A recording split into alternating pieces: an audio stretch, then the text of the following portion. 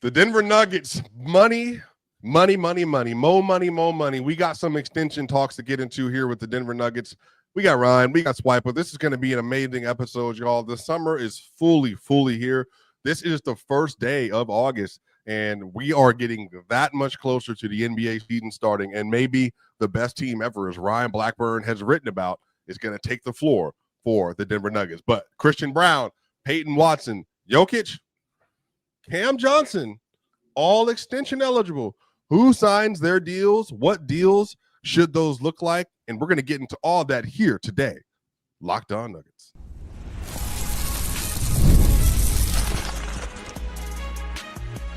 You are Locked On Nuggets, your daily Denver Nuggets podcast. Part of the Locked On Podcast Network, your team every day.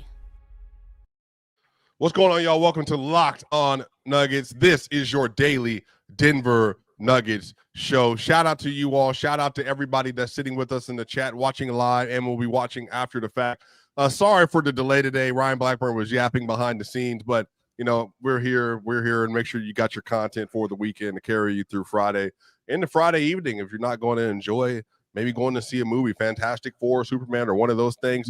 Also, make sure y'all like, share, and subscribe. We're on the way to 15,000 subscribers. I believe we're going to get there by the end of this year. So go ahead, tap in. We got 4-5 months basically to get that done now, and I believe we will. So y'all, this is going to be a great episode, y'all. Today's episode is brought to you by Gametime. Download the Gametime app, create an account, and use code LOCKEDONNBA for $20 off your first purchase. Ryan, how are you today, man? How are you feeling? I'm good. As Hurricane was saying here, I'm definitely just getting the scoop on Chandler Parsons coming to Denver. It's crazy. Chandler Parsons. What did I miss? Micah Parsons. I'm just kidding. Micah Parsons. Getting scoop on Parsons to Denver. If Micah Parsons becomes a Denver Bronco, then they are going to. They might go to the Super Bowl. Yeah, they've already got a crazy defense, but like if there is a weakness, it's like getting another like elite pass rusher. Like I think that could really be crazy for them. Yeah, Jonathan Cooper with Zach Allen, Franklin Myers, DJ Jones, Greenlaw. Then you got Micah, Brandon Jones, Hufonga, Jade, Riley, Sertan. Woo! It's crazy unit right there. Might be dirty, y'all. So, Ryan, we were having some conversations offline about kind of where we are currently with some players on the Denver Nuggets roster, and really maybe there are some things that are on the table for these players in terms of contract extensions and everything that's kind of on the way. So I want to talk about Christian Braun first. Okay. Now, Christian Braun, y'all, had a very good season. For me, I think he took like a leap that I just truly didn't expect him to take, just because I don't know how realistic it is to, expect a player to become that much better, in one calendar year. But Christian Braun did it. Yeah, I mean, yeah. You were right. He was, he ended up replacing, Kentavious Caldwell-Pope with even more than I think I expected him to be able to do. Not necessarily as a shooter and not as much as a defender, but I do think he got even better as the year went on. But the play finishing stuff with him was really good. You look at his grade out on Basketball Index, his finishing and stuff. He was really good in terms of his overall, like just finishing talent. Perimeter defense and isolation defense. He actually graded out in the 97th percentile league wide. Again, not a great three-point shooter, but he can make them. Shot 39% this year. He was passing a big part of. Passing, good passer. He's a big part of the reason why James Harden struggled down the rest of that series. And honestly, I think I shared this not too long ago, Ryan. I'm not sure if you saw it, but I put up a matchup matrix between him and SGA. I don't know if people realize this. When SGA was guarded by Christian Braun last year on 123 possessions, per 75, SGA averaged 18.4 points per game on 57 true shooting when Christian Braun was the primary matchup all season. So this is regular season. That's a crazy number. And we talk about like, okay, did Denver miss Kentavious Caldwell-Pope? Of course. Like it would have been really nice to have both of those guys that they could have gone to. That would be crazy. But like, for a 1-to-1 replacement in the starting lineup, Christian Braun did about as well as anybody could have possibly expected. And it's one of the reasons why I think locking him into an extension, especially if you could get a reasonably good deal. Now, there's people that don't think that $20 million a year for Christian Braun is a reasonably good deal. I happen to think that it's perfectly reasonable, especially with where the cap continues to go. And you're locking in a guy that fits extremely well with Nikola Jokic and the culture that Denver has already established. So I'm curious what your actual kind of per season value for him would be and where you think Denver should get to with him. So just to give you some names that I think are in the range for Christian Braun at this point. Okay. Listen to these names. Let me know what you think, Ryan. Okay. So Terry Rozier obviously got a huge deal from Charlotte that ended up being like a vast overpay. Charlotte's not an intelligent team. Right. $24 million Terry Rozier. Whew. Cameron Johnson, 23.6. Mikal Bridges, who just got a 4-year 150 extension, he's been making 22.75 for 22.725. DeAndre Hunter, 22.5. Kyle Kuzma, another overpay, 22.5. You get Aaron Gordon, who's currently at 21.6, obviously got an extension for $30 million a year over 4 years. And then you get Dylan Brooks, who's 21.5. Alice Caruso has 20. Josh Hart is at 20.2. And then you got Lonzo Ball at a flat 20. And you got Jared Allen at a flat 20. I think that's about the range for Christian Braun right there, between $24 to $20 million. Yeah, it's tough. Like you don't necessarily know. And one of the things that people have to remember with restricted free agency is that a lot of times you're paying for future value as well, more so than a veteran extension. On a rookie extension, and these guys, they understand it, their agents understand it, the teams understand it. You're paying for future value just as much as you are paying for current value. So within that realm, like I think Denver's perfectly reasonable to be going for like a $20 million to $22 million deal. I had initially valued him as higher than that, like early on in these talks and in this offseason.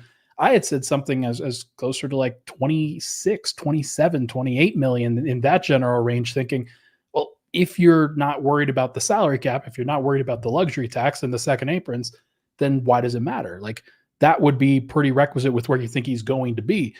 But Denver does have to be conscious of that, of course. So that's, I think, a very reasonable take. And I think like the name that I had pulled out was Josh Hart. 4 years, 80 million, about 4 years, 81 million. That is a perfectly reasonable contract. Like if Denver signed that to Christian Braun tomorrow, Nuggets fans should be over the moon about that deal. That is a perfectly reasonable deal for a player that is the fifth starter on a championship caliber team. Also, too, Ryan, like some of this is what does another leap for Christian look like, right? So he increases his 3-point volume. I think it's one of them we talked about. I think he is an even better point of attack defender next year, and I would say more consistent. I think they're going to adjust their scheme a lot. I would expect Adams going to play more zone. Christian Brown's going to have the primary responsibility, but guess what? He's not going to have to make it for Michael Porter Jr. anymore. Cameron Johnson, I think, will stabilize a lot of the defense. Aaron Gordon should be back to a better defensive level next year. And then Jokic and Murray, let's say they come back and they have better defensive season than they did last year because the situations around them aren't like completely tumultuous. And then now the Nuggets are starting off like an NBA basketball team as opposed to last year when Jokic just basically had to go like supernova every game to give them an opportunity. And then you bring in Tim Hardaway Jr., you bring in having Bruce Brown again, Brown & Brown law firm back in action together. Deron Holmes is there. Peyton Watson is there. Valanciunas is there. There is a real question here, Ryan, where he can maybe move closer to Derek White. And I mean like Derek White from like 2022, right before he went to the Celtics, move into that area where he's a legitimate ball handler. He's a legitimate shooter. He's a legitimate force on the defensive end, and he's accounting for now a larger portion of your offense and your creation. And now you're paying him $20 million a year. I think there's a path where that deal looks not bad because $20 million a year is not bad for anybody, but not great for Christian because he's already outperforming it before he even gets to the contract. 100%. Like you think about where Jokic is right now and like some of these supermax extensions, like these guys are making $50-60 million kind of in that general range. Like that is if Christian's making a third of that, like I don't think anybody should be sneezing at it. And the fact is that if you are a team, if you're a really good team, you're going to have a lot of players that are paid a lot of money. And so Murray's probably overpaid on his current deal, like unless he continues to grow into more of a consistent kind of regular season contributor. Aaron Gordon, I think, is fairly paid. Cameron Johnson, I think, is fairly paid. Christian Braun, I had him as the, like in our NBA top 100 that's going to come out, I think I voted him as the 92nd best player in the NBA. Josh Hart was 91st. So if he's in that general contract tier, nobody should be thinking too crazy about it. Sure.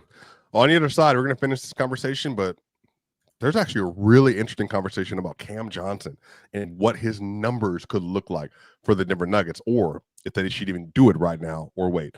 We're going to talk about all that here and more at Locked On Nuggets. Now, we've all been there, logging on early and waiting forever for concert tickets to go on sale, only to lose your spot for a show you've been dying to see. Live music should be about making memories, not dealing with the stress of ticket shopping. That's where Gametime comes in. Gametime makes getting concert tickets faster and easier than ever. Prices actually drop as it gets closer to showtime, and you can save up to 60% off with their killer last-minute deals. Now, I do not like scrolling for tickets, and I don't like lines. I've never liked lines. That's why I really like Gametime zone deals, because it allows you to pick the best seats in the section that you want to sit in. You get panoramic seat view, so that way you know exactly what the game or the concert will look like from your vantage point. And with Gametime, the price you pay is the price you see is the price you pay.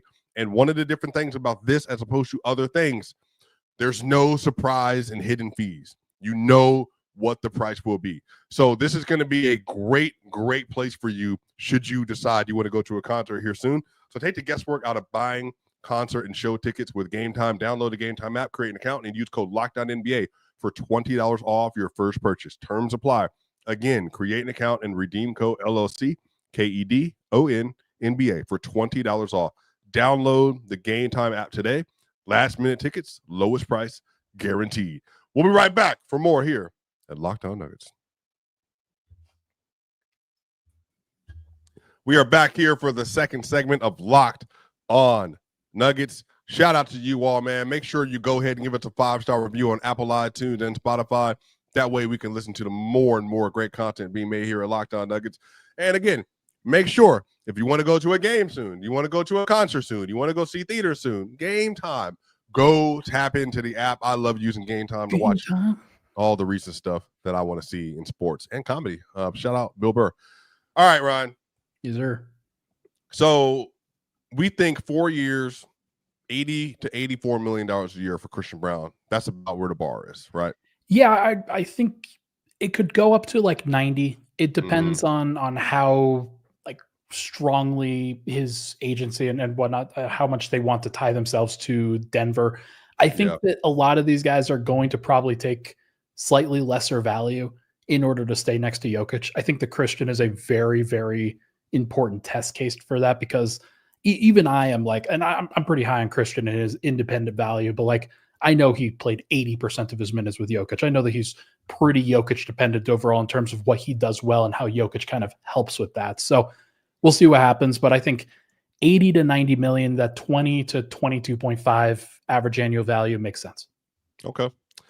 Well, there's, Jokic already, we can talk about this. I know this has been talked about a little bit nationally and also with us, but Jokic, obviously, he decided not to re-sign with the Denver Nuggets this year in terms of he had a player option for 2027-28, I believe. And that was a little bit of noise, but not really. Ryan, I did talk about this, that if he signed this year, it'd be a 3-year deal worth about $70 million a year. If he waits for next year, it'll be a 4-year deal that I believe is $293 million, if I remember the exact number correctly. Do you remember what it is? Yeah, it's not quite 283, 293. Actually, you know what it might be. So basically, it is the same contract. Actually, yeah, it's 4 years, like 290 would be the number, where it would effectively be 70 million for the first 3 seasons and then another 80 million on top of that. So it's the same contract for the first 3 years, but then tacking on an additional year. I understand why he's waiting. I understand why other people would make it a story, especially when you've got teams like the Lakers that are saying we're holding our cap space until 2027. That's conveniently when Nikola Jokic is a free agent. So like there's a lot of reasons why people are going to make noise about it. I don't think it's anything for Denver to worry about, but it would be nice to have him locked up sooner than later. That's for sure. Yeah, I didn't care at all. I mean, I knew it was probably smarter for him to wait because it's just get more money down the line. Yeah. Ryan, let's talk about Peyton Watson. Because Peyton Watson for me is an even more difficult conversation than Christian Braun because there's a lot of stuff happening with contracts right now. So you got Josh Giddey, for instance, who reportedly wants $30 million a year on his deal over a 4-year period or 5. And the Bulls are like, nah. I don't blame him. That. Yeah. And then you get Cam Thomas, who is a good player, only played 24 games last year, but he averaged 24 points per game last year. He's a really good scorer. He apparently, reportedly, had received an offer for about 2 years, $28 million with a team option on the last year, team option on the second year. Yeah, that's a pretty low deal. That's basically the mid-level exception. I don't think that Cam Thomas is worth that much more than that, but like there's a lot of people that do. There's a lot of people that think he's great, but it's also just that is a very tough player type to pay fairly. And you've seen that with like Colin Sexton got traded for Yusuf Nurkic, and like that was a crazy deal that Utah made. But guys like that, Jordan Clarkson, some of these scoring guards, they're getting squeezed a little bit. It's like I think people really care about the defensive guys right now. And then the other end of that also is that you have Jonathan Kuminga, who, you know, for all metrics, I mean, Jonathan Kuminga is an extremely athletic player. I think he was taken 7th overall in the draft in 2021. Yeah, I believe that's the number they took. Franz Wagner went 1 spot after him. Don't bring that up to Warriors fans. They are not super happy about it. Yeah. And that's another person who, again, right now, he might be signing the restricted free agency, might just have to sign for $7+ million a year. Well, that's the qualifying offer, right? The qualifying offer, right? So basically what that is for those folks that don't know, it's a 1-year deal that then allows you to become an unrestricted free agent the year after. And we haven't seen somebody do that since Nerlens Noel, right? We've seen. Ooh, that's a good question. Remember, Nerlens had a 4-year on the table. Like that. He was going to get a 4-year, like $80 million deal or something like that, and then his agent like clearly did not like give him the right advice. The advice that I would give to Kuminga is just to get out of Golden State. And just to get away from that and see if there's another team that fits you better. And like he is not willing to sign the qualifying offer because there's an opportunity for him to get more money for this upcoming season. But in order to sign that deal, like the Warriors, what are they offering? Like 24 million, like 22.5 million a year on a 2-year deal, but it's a team basically option. Bruce Brown. They would also be like waiving the no trade clause. And so really it's a 1-year deal that gets him a pay bump. And then it allows them to package him with whatever in order to make another trade for the future of their team. And then they can send him to NBA Siberia if they want to.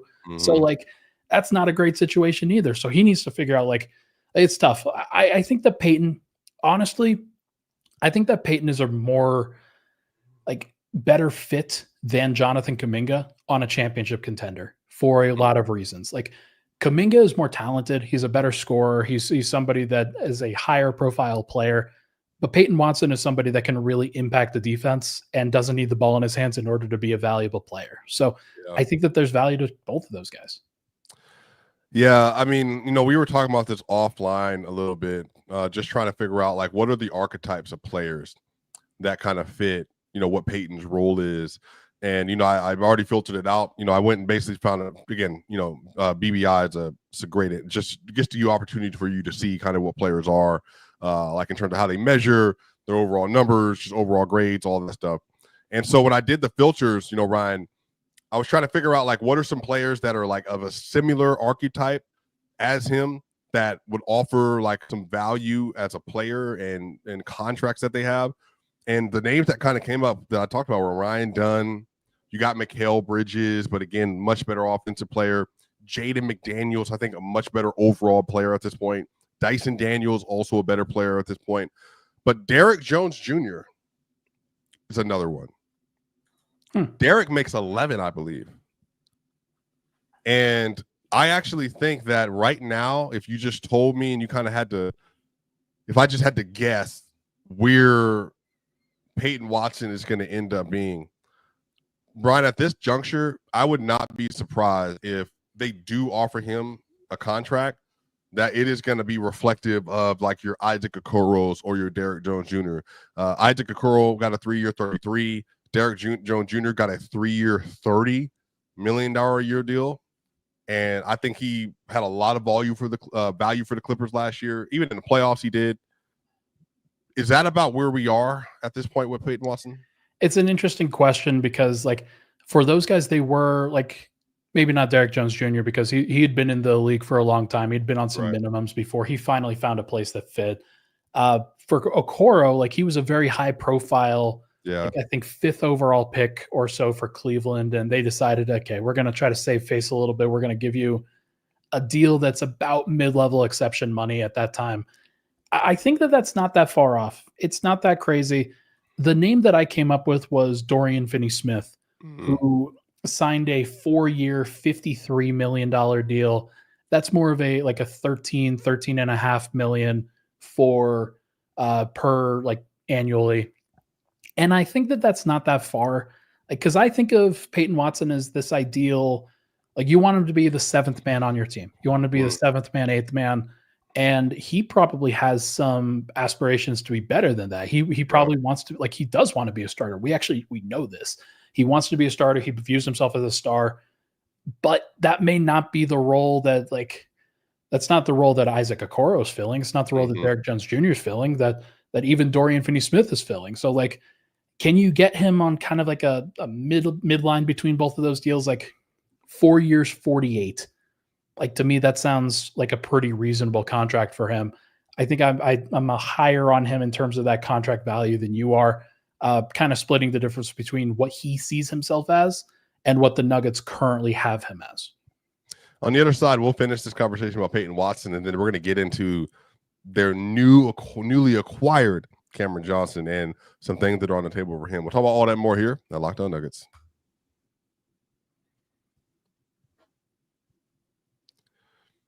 Y'all, we are back here for the final segment of Locked On Nuggets, wrapping up the conversation about Peyton Watson. But hey, Ryan, I'll say it like this. There's a world where Peyton Watson, for me, still becomes an all-NBA defender, and he uses his second contract as a chance to make real improvements. Because now, Ryan, he doesn't have to worry about the money. He doesn't have to worry about trying to get a contract. He knows that after this year, he's guaranteed to make anywhere from $10 to $14 million a year for 4 years. And then you can grow through a system. You can work on your ball handling. You can work on your offensive court mapping. You can work on your shooting, and you can work on your defensive fundamentals.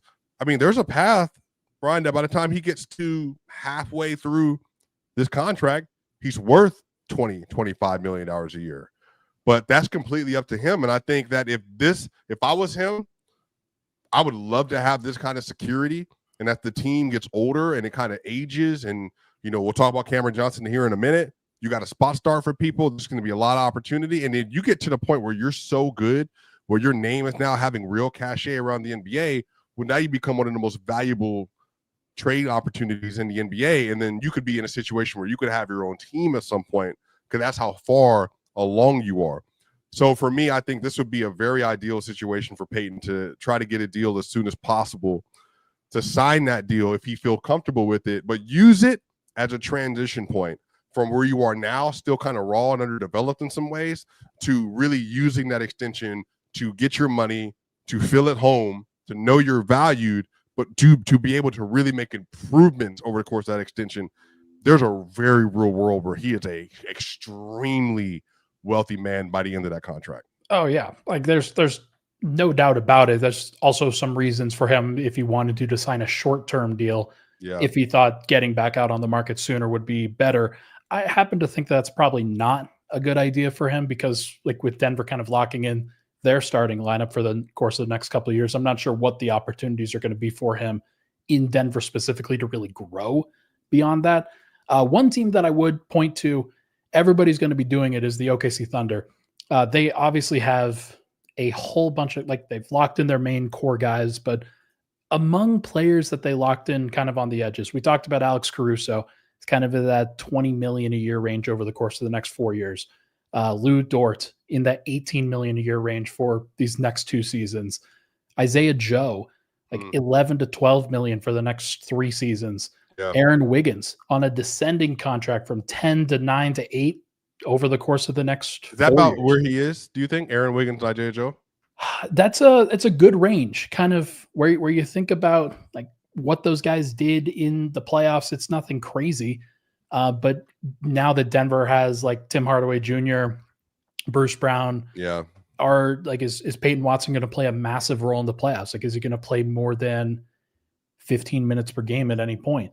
I don't think so. So like for that amount of production, I think that that's a fair contract in that 10 to 12 million per year range. So not really surprised in any way, shape, or form. We should, of course, move on beyond Peyton, but like I do think that Denver, there is benefit to trying to lock in deals and even try to get some descending deals to give yourself some financial flexibility if possible. So if you have to pay more up front, pay less on the back end, might give yourself some flexibility to make changes if you need to. If I was them, I would try to do that with both of them. I mean, Christian Braun and Peyton Watson, because like I said, you're putting yourself in crazy advantageous situation.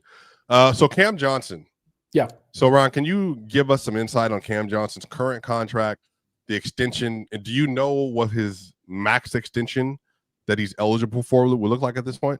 Yeah. So not entirely, but right now he's on a very unique contract that is effectively very incentive laden. He signed a deal that was officially 4 years, 94.5 million. But only had 90 million guaranteed. There were some incentives, especially towards the back end of that deal. Currently, the cash or the cap hit that he's getting for this particular season, it dips really low to 21 million. It goes back up to 23 next year. But after that, he will be an unrestricted free agent. He's been he's because of the veteran extension, there's only 2 years left on his deal. He is eligible for Denver, if they wanted to sign him to a 3-year deal at this point. They'll have full bird rights, I believe, so they could sign him to up to as much of veteran extension, which is 140% of what that final year is. So 23 million times 1.4, you're looking at close to like, if they wanted to, I think they could get up to about 32, 33, kind of in that general range if they wanted to per season. Now, I don't think that they're going to need to for like a max extension. I think that that's too much personally. The name that I would compare him to is Herb Jones. Not necessarily from a skill set perspective, but they're both small forwards. They're both role-playing kind of small forwards that should be contributors to a championship team. One of them does it offensively. One of them does it defensively. But I had Herb Jones at 69 on my list for Locked On NBA 100. Cam Johnson I had at 70. Herb Jones, he got a contract extension just recently of 3 years, 67 million. So it's about 22, 23 million per year. I think that if Denver could get Cam Johnson for that would be fantastic. Like anything under 25, Denver should be trying to do immediately. So John Collins, is another name. He's making about $25 million a year. You know, this is he has a player option on this year, and this is the last year of his deal. You know, Otto Porter, I don't know if you remember Otto Porter. I mean, you do, but yeah. You remember he signed a 5-year 125 with Washington. This is like 2015, right? I kind of feel for Cam, like for security purposes, I would ask for 4, but I would be if the Nuggets came to him and said 4 years, you know, for 100 million. I mean, honestly, I feel like that's well. So the thing is that he's got 2 more years left on his deal. 3. So you could only get up to 3 additional years. But like, if it was a 3-year, $75 million extension of like $25 million a year, I don't think anybody would bat an eye, would they? No, I mean, then you would have, but I think that's but you would agree that's the CBA now, right? Like now you have Murray making 52, Brown be making 23 basically at that point, Cam making 25, Aaron making 30, and then Jokic making 110 basically. Yeah, so, whatever he wants. At that so point. it will be 73 million for Jokic annual if on the new deal. Yeah, I mean, then you got, you know, off the bench, you're bringing Peyton Watson there, who's making 11 to 12. Yeah, I mean, that's a structure. Like that's an actual like healthy structure underneath this cap. And just for context too, like right now, 17.19% of the cap this year is $26.5 million. So like you could actually make this work from a cap standpoint. Undoubtedly. And now Denver's going to need to be willing to pay the second apron at some point if they want, but like because this Christian Braun contract is going to kick in. If you want to actually have depth on your team, then you're going to need to be willing to pay for said depth.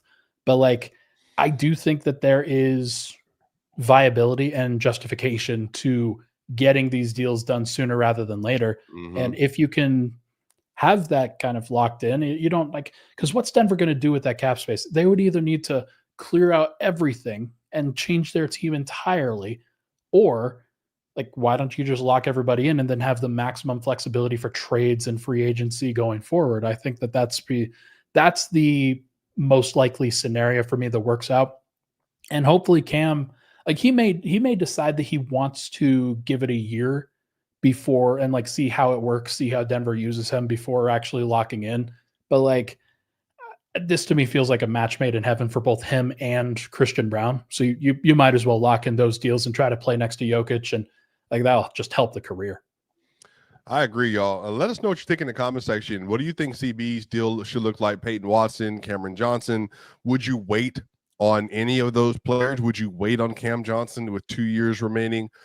How do you feel like the Denver Nuggets should really dive into their books to make sure they're locking up this core for potentially multiple NBA championship runs? That's Ryan. This is Swipa. This is Locked On Nuggets. See you on the other side.